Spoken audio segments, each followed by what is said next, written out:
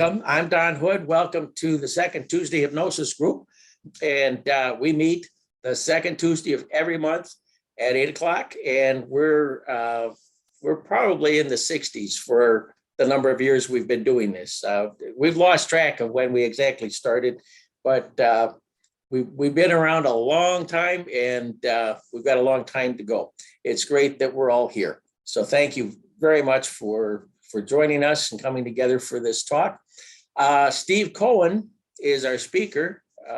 He's up in the upper left-hand corner in my screen, but he can wave to you here.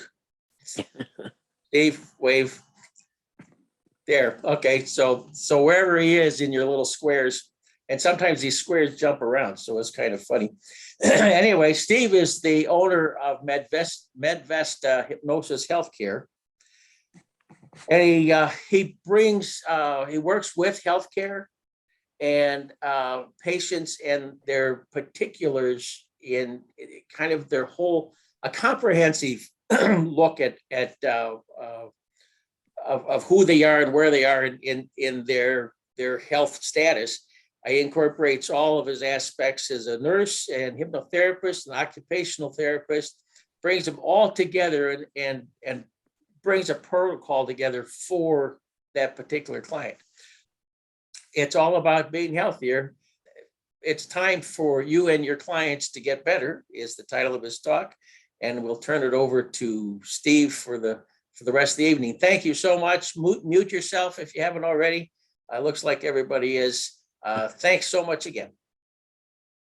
I believe in becoming a CEO for your health and also for your clients' health, helping your clients achieve comfort. I, for the longest time, believe that people need medication, but sometimes there's some things that we can sometimes be preventative on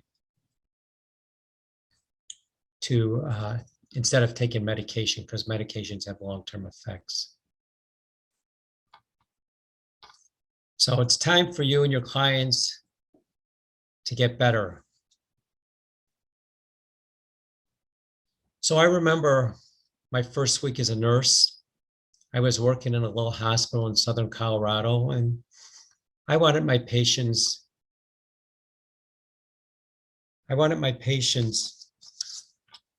to be safe, and I wanted them to be comfortable throughout their hospital stay. The hospital had originally chosen me to work on the orthopedic floor, but when you're young and wild and crazy and you want to do everything else, I decided that I wanted to be a floater. And to be a floater meant that you wanted to go anywhere throughout the hospital. And that's exactly what I wanted to do. I wanted to learn everything. I went to oncology, the cancer floor. I went to ICU. I went to medical surgical. I went to same-day surgery. All these places that I wanted to go to and I wanted to learn. But I began to notice repeatedly how patients' fears could override even vast amount of medications to calm or relieve their pain, their anxiety. For instance, in regards to anxiety or sedatives, a massive amount, it would kick in a lot of times when a procedure was over. So here somebody would go for a surgery and then they'd come out and they were so sedated that it was difficult to work with them and move forward to them. And the delay effect would just complement their recovery. So have you ever been on medicine that did not work? Have you ever been on pain medicine? And if you could, the people who are interactive, have you ever been on a medication that did not work? It could be pain, it could be something for your belly, it could be something for whatever it may be. I actively work as a nurse, and I have quite a few people who are on medications that just do not work for them, but they just continue on them because no one seems to know that they're still on the medication.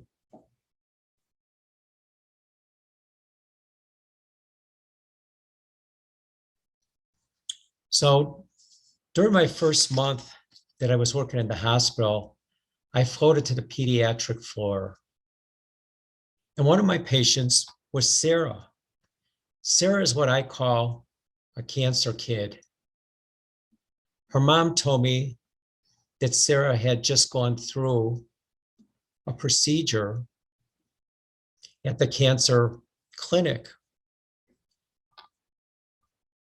So before that day, though, Sarah had regularly reacted with banging and screaming and yelling. She was guarding her chest where she had what they call the port. She was guarding her arms where they were putting needles in.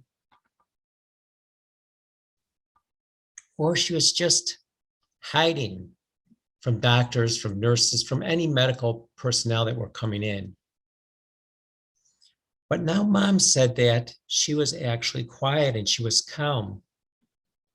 So I thought mom was going to tell me about a new medication that Sarah had started on, a new medication that they had added to her medication regime to calm her. But the medicine, it wasn't medication.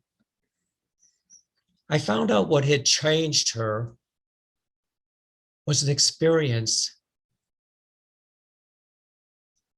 taking her from fear to peaceful calm. It was a dose of hypnotic imagery.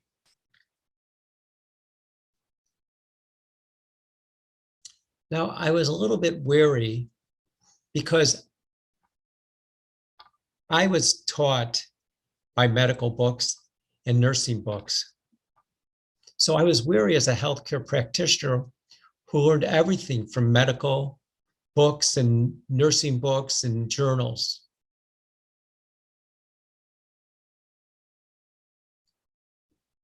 The year before this had happened, I had gone to the Festival of Magic in Daytona Beach, Florida.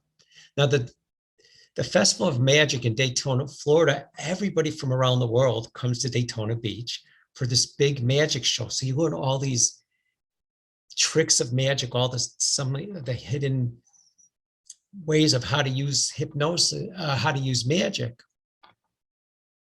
But what I was concerned about is what had happened to Sarah, that maybe it was a magic trick. Maybe it was just a temporary fix. So what I did is I began to look for the person that experienced hypnotist or hypnotherapist who began to help Sarah become calmer with her new hypnotic imagery. You know, maybe he could train me to do and learn this special technique, and then I could decide what was real, or even if what he was teaching was actually real.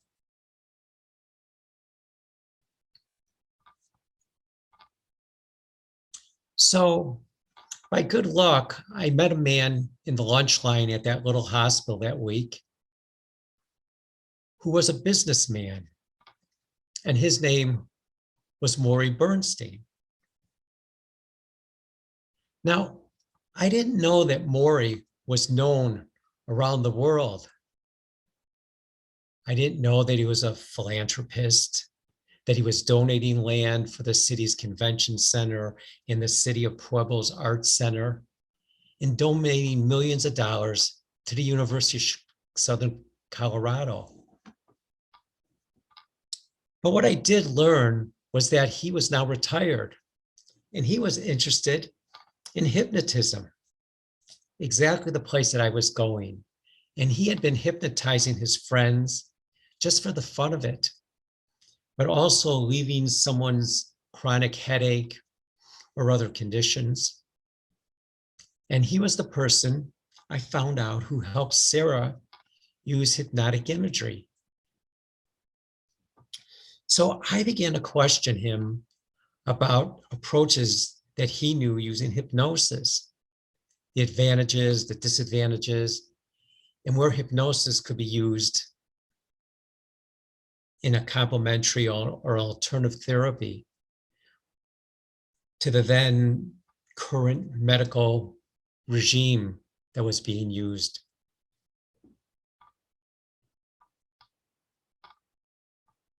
So He told me that hypnosis was a state of mind that was characterized by focused attention and heightened receptibility. He talked about suggestions. He said that suggestions are either established by compliance with instruction, or sometimes they just happen naturally. But what I learned that day was the critical nature of all of our minds is bypassed during hypnosis, and good suggestions should then be incorporated to deliver hypnosis. And it turned out Maury had used hypnosis to help Sarah, that cancer kid, how to become more peaceful, how to be more calm throughout all her medical procedures at the cancer clinic. So I recognize that when a patient uses hypnotic imagery, they would return from a procedure or treatment more mentally alert. They'd be more prepared to rebuild themselves instead of being deeply sedated, physically ill, or anxious.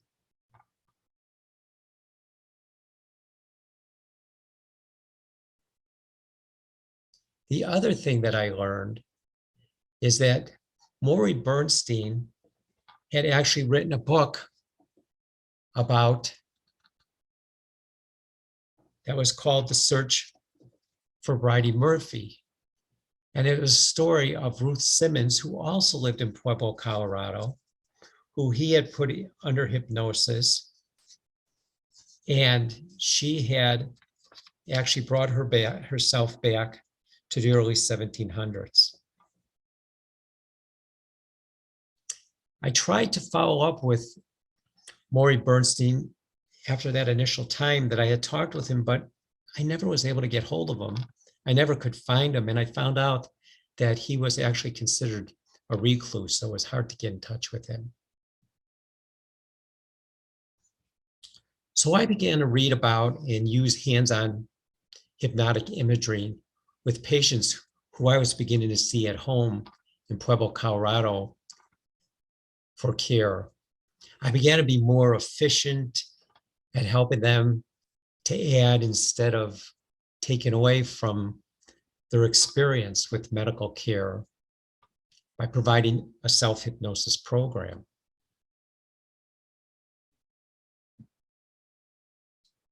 And what I learned from traveling around the States, I began to discover that there was magic, but it actually really wasn't a magic trick that helped decrease stress, anxiety, and discomfort in people that I had begun to observe every day in patients in their own homes. Hypnosis had an abundant application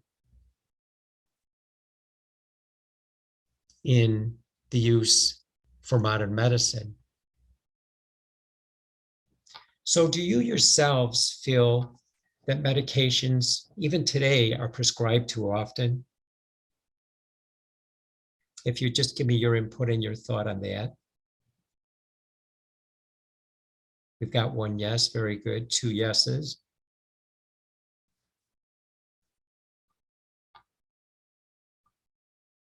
I don't know, I understand that too, because sometimes I myself think about that I really don't know either. I just find a lot of times that there are some medications that are being utilized, and we have another yes coming in also.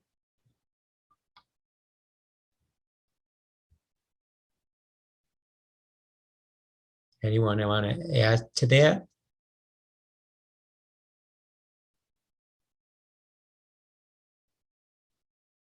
So a few years later, I moved back to Illinois and I began working with even more patients at home. One of my first patients was a patient, he was in his 60s. He was treated with chemotherapy and radiation for esophageal cancer. And you know what? It was successful. Excellent, great thing. And that's the end of the story, right? Well, no, it really wasn't, because It was a happy ending, except for the side effect. He ended up with radiation burns to his throat and his inability to swallow. He was my first patient at home who had cancer. And as a nurse, I had to teach him how to do IV hydration at home because he wasn't eating and he wasn't drinking. So we had to get fluids into him. But the other thing that I was doing while I was at his home is I was teaching him on how to do imagery. So what we started out with is, turned out this man lived in Florida during the fall. And in the fall is when he had just had his chemotherapy and radiation. And I had asked him what he did when he was in Florida. He lived in the Keys, and he said he used to go there. He had a condominium, and he used to sit on the boat. And here it was 40 degrees in Chicago, and he was sitting in his house. So I had him imagine that he was going out to his boat and just sitting on the boat. And all I asked him to do between the first visit and the second visit that I saw him 4 days later was to just imagine that he was on the boat and open up his mouth and just let the cool air in. One of the things in the hospital that they had required for him to do to get rid of this IV was to, within 1 week, to start eating and to start drinking. So our goal in 1 week was to see what we could do to get him eating and drinking. So during that first visit that I had with him, all I had him do is imagine that he was on his boat and he was breathing in cool air. And I did a hypnotic session with him. And the second time that I met with him, we did the same thing over again. But I asked him what he had been doing between the first visit and the second visit. And he said that he was sitting on his boat, breathing in cool air.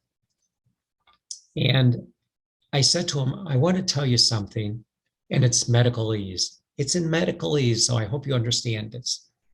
And I said, I want to tell you that you are a lazy ass. He looked up at me and he's like, what? I said, you're sitting on a boat on the shore doing nothing but open your mouth. Isn't it time to go to sea? We started another session with him where he was going out into the ocean. And I asked him what he saw on his left side. And he said, I see a lighthouse. And I said, and what's on your right side? And he said, my wife. And I said, what is your wife doing? And he goes, she's smiling at me, which was all positive imagery, which was we were working with. And what I did is I had him just continue between his second and third visit to just continue going out to sea, breathing the cool air, and taking this all in. On his third visit, which was 1 week later, I saw him again. And on his third visit, it turned out that he had actually started eating and drinking. And one thing that they were deciding they were going to do with him if he didn't continue to eat and drink is they were going to put a tube in his stomach. So what we did is we avoided being able to do that. So I started to think about how to use hypnotic imagery to help with the burn after cancer. So now what we want to discuss is how to become a CEO for the health. It could be the health for yourself or helping your clients, helping your patients. We're going to start off with establishing self-assurance. Self-assurance is developing your confidence in your abilities or your character. So going back to Colorado, as a newbie nurse in Colorado, my work began on the orthopedic floor, as I had said. And one evening, I was asked to help out on the same-day surgery unit. I was caring for 6 patients, really nothing to it, very easy. When all of a sudden, I hear code blue, code blue. And code blue in the hospital means there's an emergency somewhere. But the code blue was not for one of my patients, but for a woman named Mrs. Andrea, who came to the hospital for cosmetic surgery, same-day surgery. I think she might have had a little pimple on her nose that she wanted to get rid of or something similar. Her physician had just visited and had left a prescription to stop the IV fluids. And they wanted her to stop her IV and then just discharge the patient and let her go home. But for some reason, when the IV was removed by another nurse, Mrs. Andrea's blood pressure just plummeted.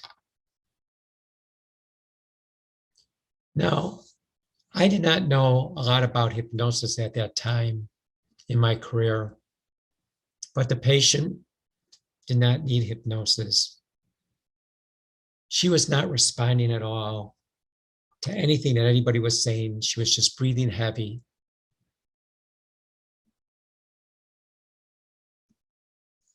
What she really needed was a new IV, and she needed medications given to that IV right then. But people who were more experienced than I was, the floor nurse, the ICU nurse, a hospital nurse, a resident, attempted to put an IV back into Mrs. Andrea's arm, but they were all unsuccessful. The ICU nurse finally came out of the room saying that the patient wasn't going to make it, as they could not transfer the patient in time to another unit to help her out. Now, I had never put an IV in before. I never even was educated on how to do that when I was in the hospital.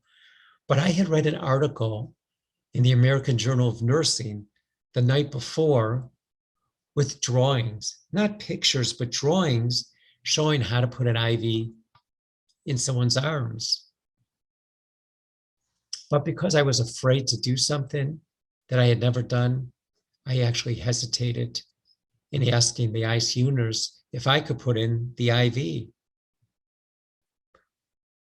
But when I finally did ask her, she asked me how many IVs I had put in before. And of course I told her, none. I've never put an IV in. In fact, I told her I never even practiced with someone with putting an IV in. So she asked me why I felt I should be able to start the IV on the patient. And what I told her is, he tried it, she tried it, she tried it, she tried it. And since everybody else had tried and they couldn't do it, she wasn't going to make it. So why not just let me do it?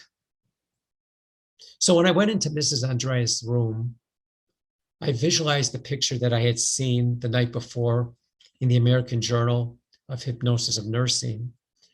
And I asked the ICU nurse to put the rubber band, which I soon learned was not called a rubber band. It was called a tourniquet, but at that time, I didn't know that. But I asked her to put the tourniquet around the patient's arm. And I once again began to visualize the picture from the night before. I cleansed the patient's arm with alcohol, and I put the needle in the same spot I had seen the night before in the American Journal of Nursing. And everybody in the room gasped when blood came back into the needle. That signified that that needle was right in the vein. And the ICU nurse screamed, "Steve, connect it up, connect it up, connect it up, connect it up to some IV fluid." But the night before, when I was in the American Journal of Nursing, they only showed me how to put the IV in. They didn't tell me what to do after that. So I mentioned that to the ICU nurse, and she connected up the patient. Now, I'm conveying those two things for two reasons. First of all, to realize the power of visualization, not my visualization, but our visualization. The second thing is, although 4 capable professionals were in the room with that patient, that IV could not be placed. The staff, they were tense, they were anxious, they were struggling. And with each passing moment, it became apparent to everyone that unless something was done, soon this patient's life would be lost.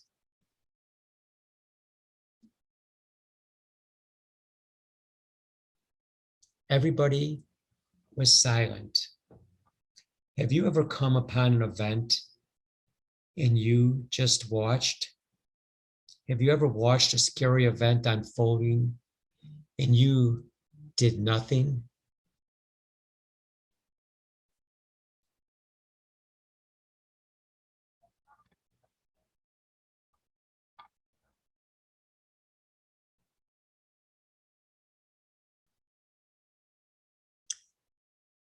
When this happened, I thought to myself, could I be doing something?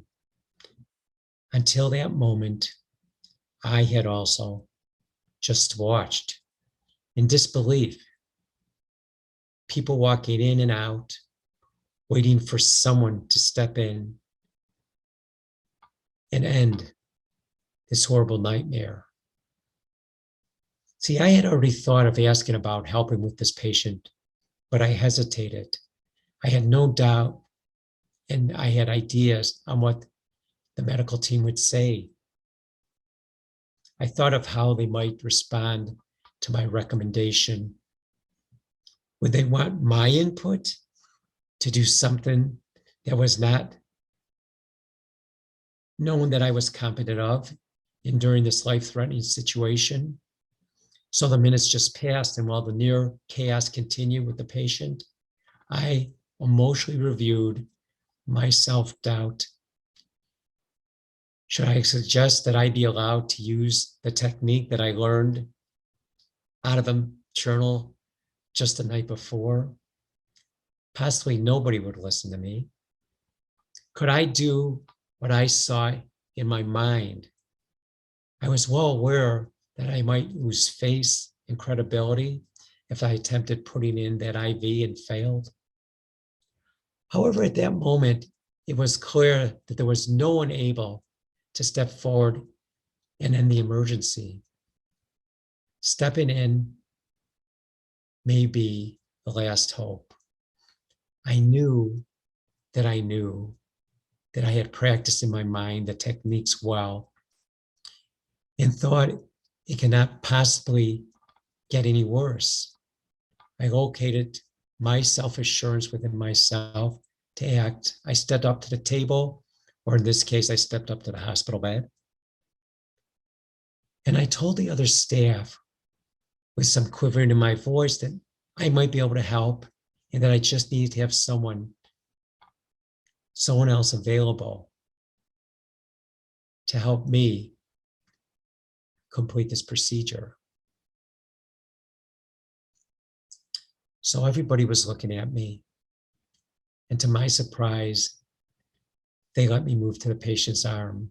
And as I took a breath and began, as if the patient was listening, I said, Mrs. Andrea, I'm here to help you. We will work through this together and you'll be fine. All I want you to do is to listen to my voice. Are you ready? And if you are, just blink once very tightly. And you know what? She did.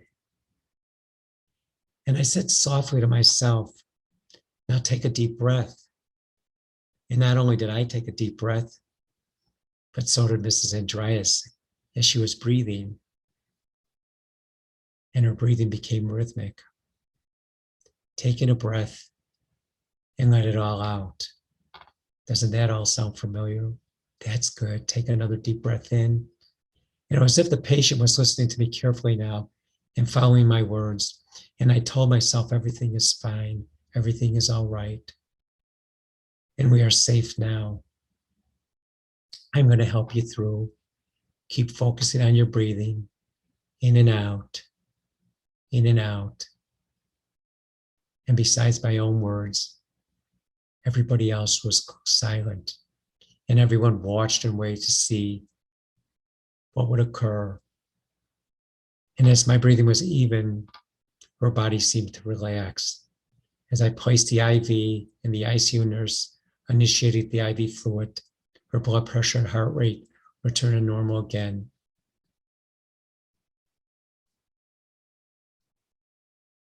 And after several minutes, the ICU nurse nodded to the others in the room, and they very carefully moved Mrs. Andrea to another unit to be monitored. Everybody else on the medical team watched quietly as the patient was transported away. And the patient was still breathing rhythmically and slowly. It was quite a relief. Working quickly, the whole team completed the saving of somebody's life. And I heard days later, her surgery was deemed a success, even though she had gone through that trauma and the patient had gone home. The medical staff expressed their appreciation to me and to each other because they worked on the team. And the next day, I was called to start an IV, which I had never before the day, to go to another unit and just do that. So I want you to understand this, because you are the only person with your specific combination of talents, skills, and gifts. You have a unique contribution to make to the universe. Understanding this concept, exploring it, and staying true to your path will help you live your truth no matter what others may say to you.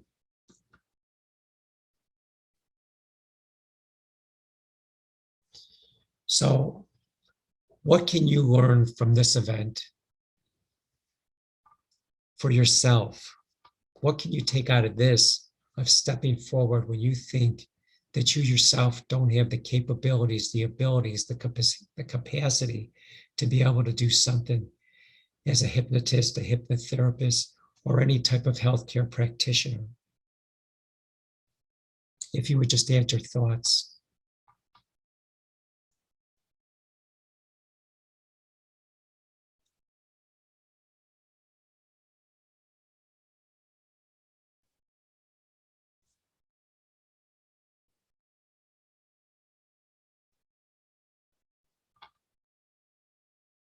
Well, I'll add mine.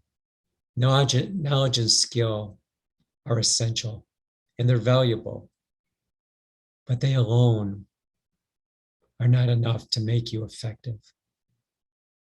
Just as critical is having self-assurance. Self-assurance to act on whatever you understand, whatever you realize, whatever you see. Realizing what to do, however, being frightened to do helps no one. And anything, as you can see here, you need has always been inside yourself. Quiet your mind, be attuned. Because being frightened to do something helps no one. Believe in yourself. See the outcome you see. Communicate with a person with heart. I feel like I'm with a bunch of hypnotists.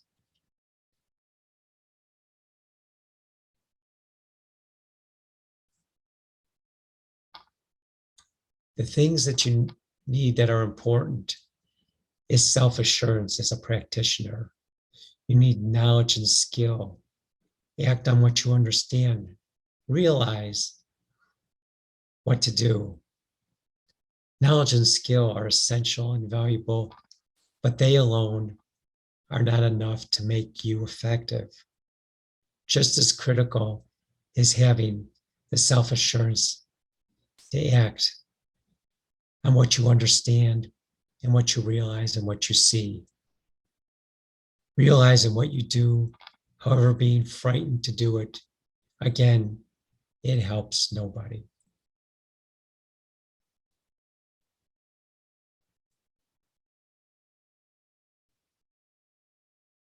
So what do you think you can do to be self-assured?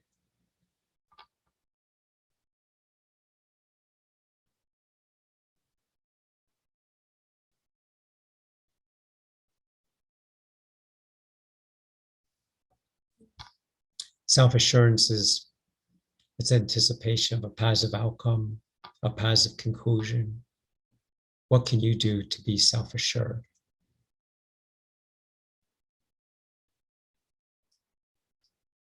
Steve, I think one thing is to trust these gifts that we've cultivated with our studies and with our introspection, and trusting that and acting on those gifts that we have, being stepping forward with those gifts, and realizing that we have that special thing, that whatever it is that we have to offer that maybe somebody else doesn't. Like you, just by chance read that article about the putting in an IV, and you were right there in the right place at the right time, and trust the universe to help guide us to step forward with all that. Right. So if it's your first client, or if it's your 50th client, stepping up to the plate, being self-assured. Here you can see doing more of that thing to build up confidence, loving yourself, being happy, regular self-hypnosis, excellent, excellent. Being self-assured and determined to use what you've learned, as Don had said, about hypnosis and building on that. It's crucial. Don't postpone using your skills until there's a perfect moment, because the perfect moment always doesn't come along. Step up at your first opportunity to apply your skills, regardless whether the client is relatively calm or the situation is so serious that you feel nothing can make this worse. The very act of moving forward and acting will raise yours and others' expectations for a positive outcome. Stepping up with self-assurance in one situation brings more self-assurance, which then cultivates even more self-assurance for the next time. And any self-defeating attitude or feeling that you're insecure, that you do not act, and they deprive your client of the help when they need it the most. So your self-assurance forces a firm foundation, and that foundation is made up of three smaller foundations: accountability, collaboration, and initiative.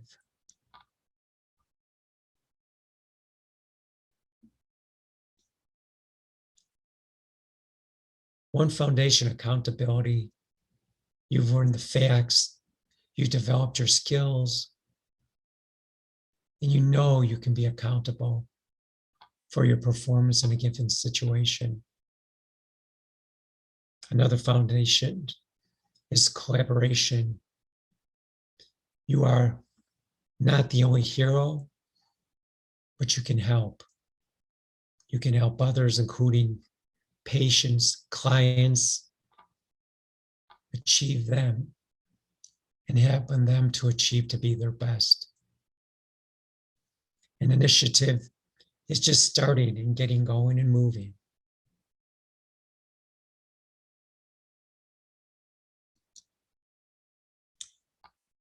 The need for self-assurance also pertains to you and to your patient and to your client. It's essential that you yourself nurture self-assurance through your experience of self-assurance. You're combining your positive demeanor and the tone of your voice along with what you say. Lastly, self-assurance gives rise to more self-assurance to others who practice with you or who are your clients and practice with you. For me, the healthcare professionals are full of knowledge from their clinical research and their training in methods of hypnosis. We'll be able to employ those techniques confidently. And when they do, their team memberships will have help, self-confidence in their practice of the use of hypnosis.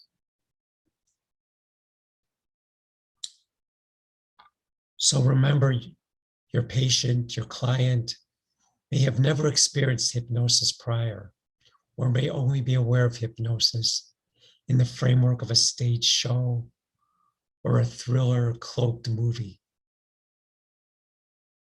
So please take a moment to assist your client in creating realistic expectations about the process that they will experience.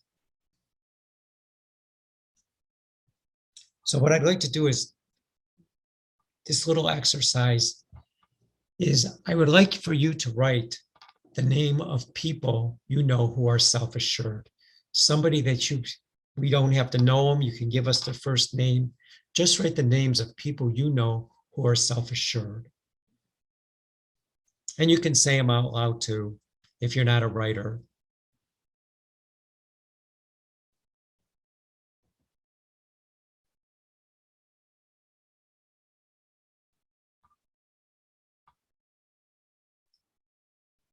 Well, somebody in our circle of people that first one that comes to my mind is Larry Garrett. Somebody who's self-assured and very connected to who he is and how he can share that love and light to his profession, and the skill set that he has with hypnosis is through the roof. But what he brings is that self-assurance and calmness of I'm here to help and I'm here to serve, I guess is the best way to put it. So, right.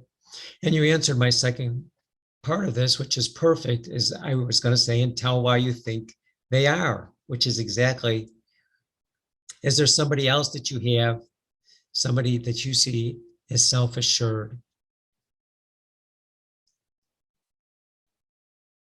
And why you think they are.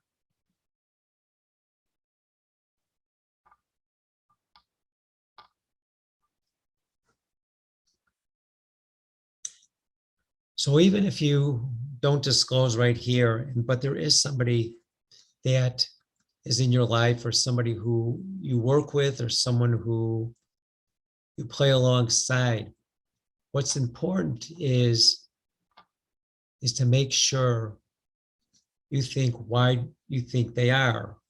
What is the reason that you think that they are so self-assured? And if you have a chance, talk to these people about their experiences. You might ask them when they first knew their purpose, how it may have even changed over time, or the steps they took to pursue it. Record anything they say that's helpful to you.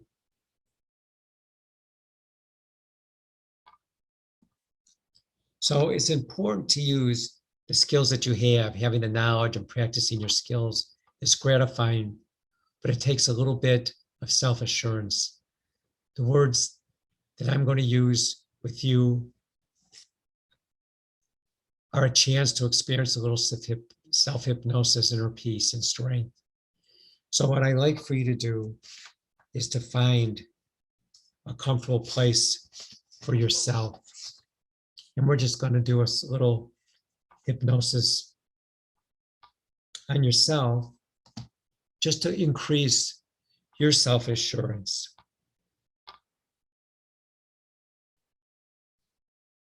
So I'd like for you, if you would, just find a comfortable position, a place that you feel at ease, and just listen. And if you want a copy of this afterwards, I'll be glad. Just send me an email, and I'd be glad to give this also to yourself. So what I'd like for you to do is just find yourself a comfortable position and take a breath in and then out. You may want to say to yourself, breath in, strength, and with each breath out, just imagine you're blowing out toxins. And you notice with each breath in, you're taking more strength and self-assurance. And with each breath out, you let go of your tension.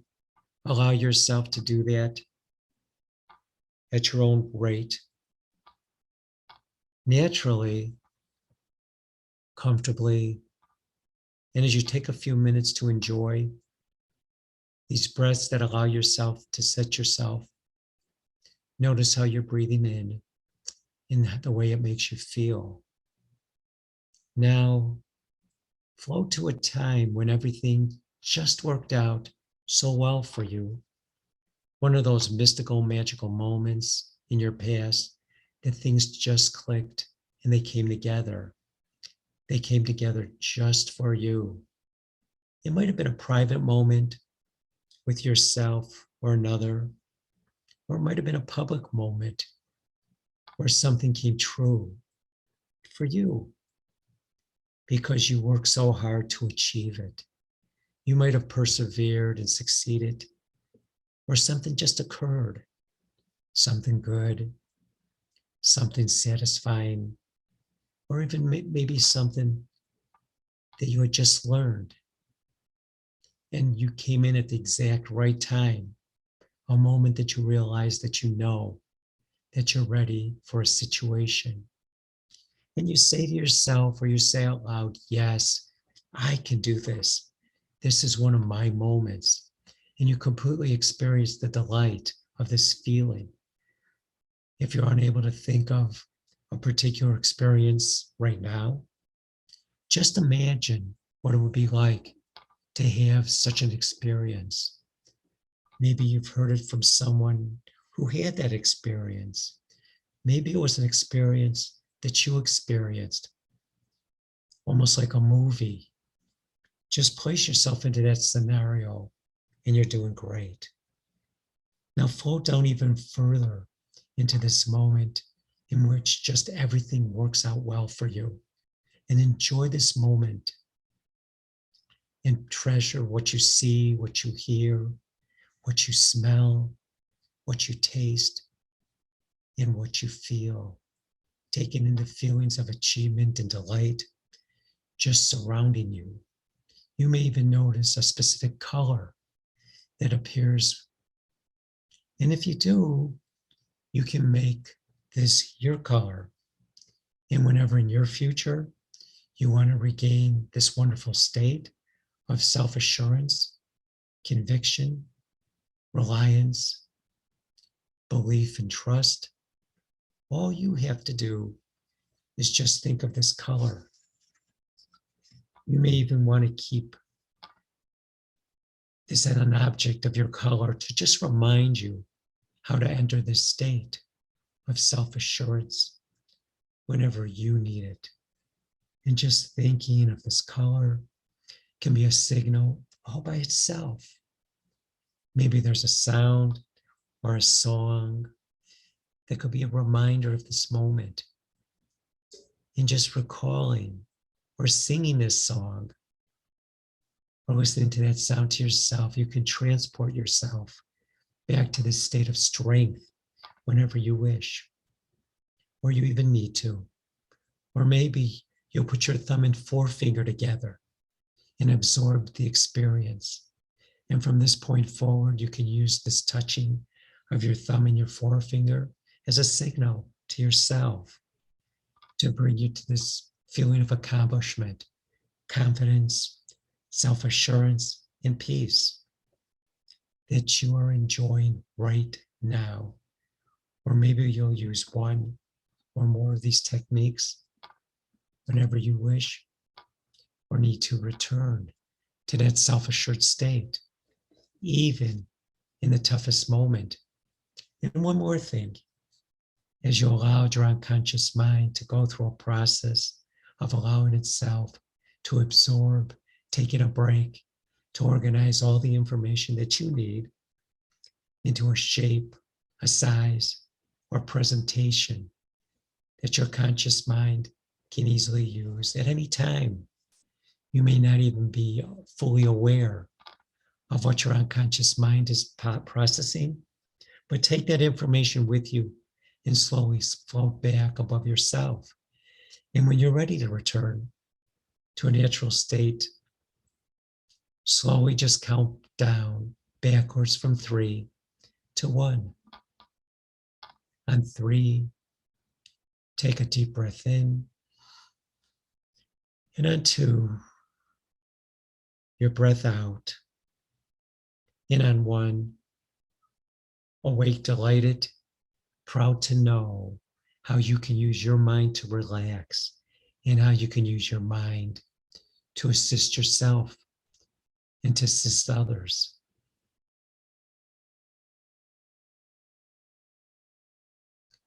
So here's some important things to remember.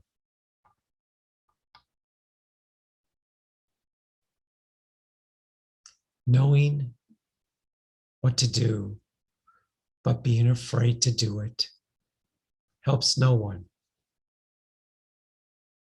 It's essential to nurture self-assurance in your patients, in your clients, through your displays of self-assurance, positive attitude, and a tone of voice, including the words that you speak. Positive beliefs become self-fulfilling prophecies. Self-assurance is positive. It's positively infectious. You're demonstrating self-assurance can boost self-assurance also in others. Once you are proficient with these techniques and recognize that you can do this, you will apply hypnosis techniques with certainty. I'm not indicating that all patients exposed to these techniques will enter into a deep trance and encounter no pain or no anxiety. However, one point is clear.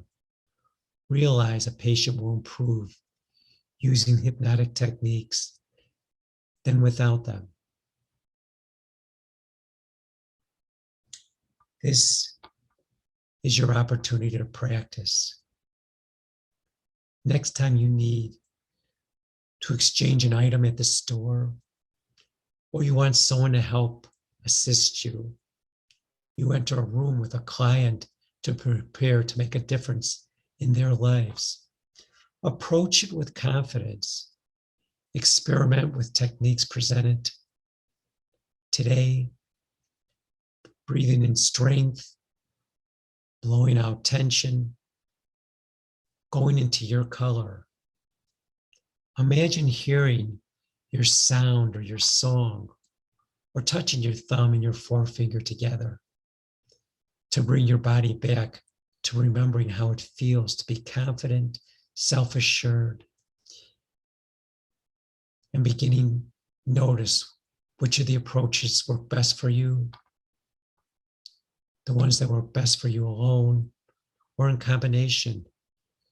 Notice the reaction in yourself and the person with whom you're interacting.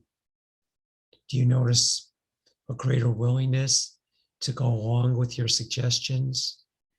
Do you fulfill your tasks with greater ease and more efficiency?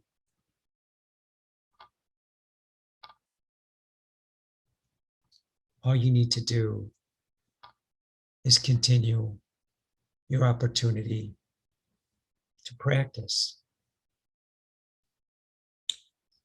Done.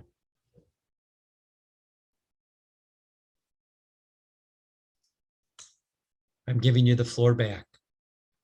Oh, well, thank you. Thank you. Thank you for such a great talk and the induction in there too. That was great.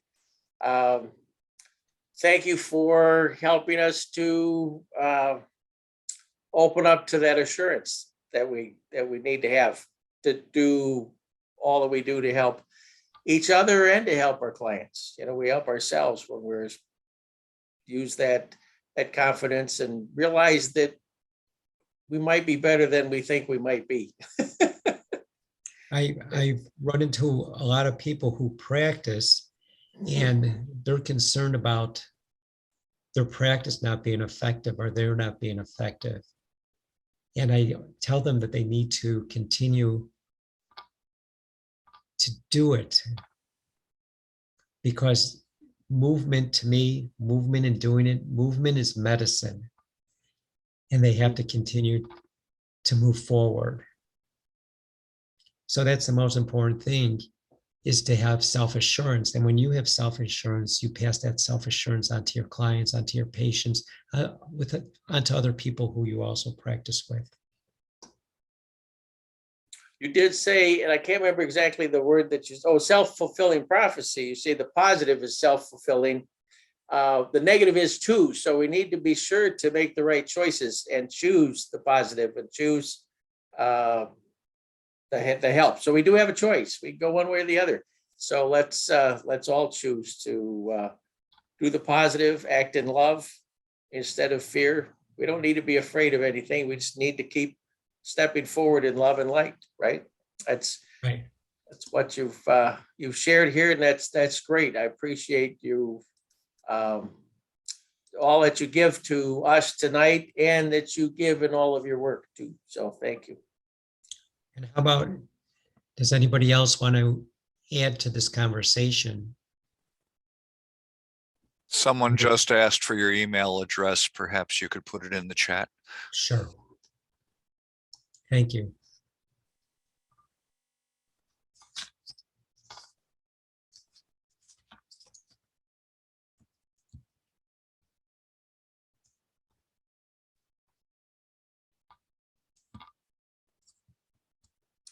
And Steve's contact information is on the emails that went out to us all as well. So.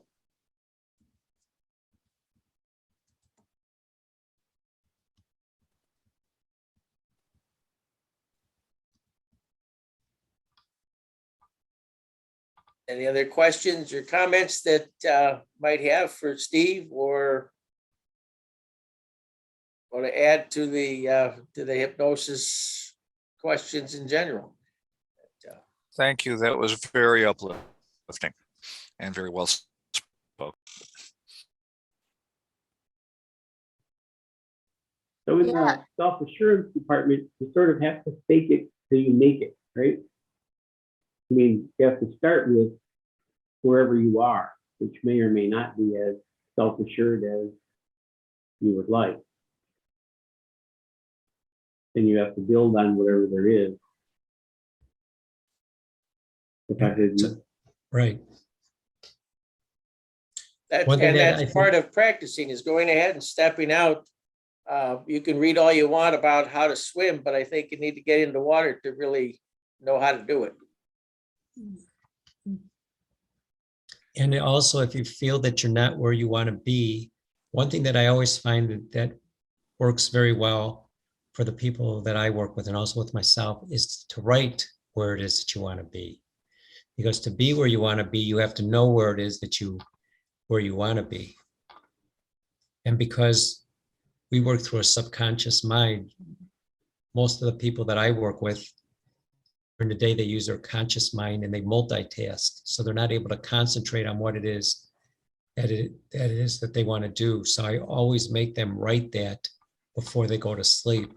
So then they can allow their subconscious mind, that's not multitasking anymore, to focus on the place where they want to be. And then when they wake up in the morning, to read it once again. But you have to make sure that you know where it is that you want to be to get where you want to be. Writing it down is part of that manifestation process, and it really does make a difference. It has in my life. So. And it's ideomotor, because you've probably, as hypnotherapist or hypnotist, you've probably already heard from hand to brain, and that's what you want to do, is you want to write it so it goes from your hand to your brain. I do it every single day. I write, and it's over and over again, the same things. And then at the end of the year or one quarter, I look at what I started with at the beginning of the quarter to see the advancement. And you know, that $5 million that I decided that I wanted by the end of the year, I never got it. But you know what? I ended up with more than what I started with. So it doesn't always mean that you always get exactly what you want. But the thing is, if you keep doing it, you're always going to get something better. We never limit the universe. Maybe it's around the corner yet, Steve. It is. Yeah, everything is there, and there's enough room, in the universe for everybody. Because there's a lot of people who aren't utilizing it. So take your share.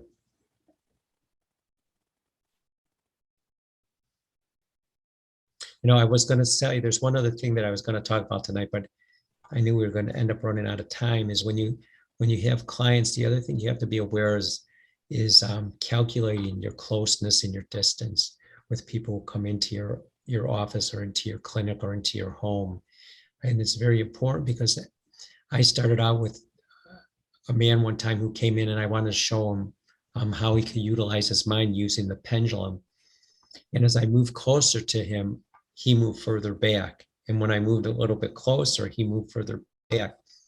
So the other thing that you have to be aware of is you're calculating your closeness and your distance with a person. And when I say closeness, that doesn't always mean side to side. Sometimes it means up and down. So when you're talking with a little person, you may want to come down to their level to talk to them. I recently had a woman who came in because she had to go to the dentist. And so you think of dental phobia, but in fact, what had happened is when she was young, about 9 years old, her dentist said if she didn't sit still, that there was a chance that, he might accidentally pull all her teeth out. And yeah. And it wasn't him pulling the teeth out. It was him looking down on her and her looking up at him. So it was more the looking down and looking up that scared her than having her teeth pulled out. So she had not actually been to a dentist. She was at 9 years old, she stopped going to dentist, and she was now about 21, and she had never been a dentist, and her teeth were terrible looking.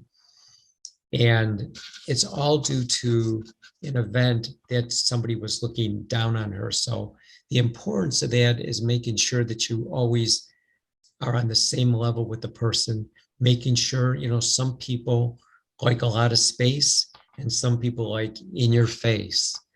And you have to make sure when you have a new client in to build a good relationship is to try and establish that. People don't always know specifically the relationship to closeness, but when they first sit down or they first walk in, you can assess specifically, where it is that they're at with you.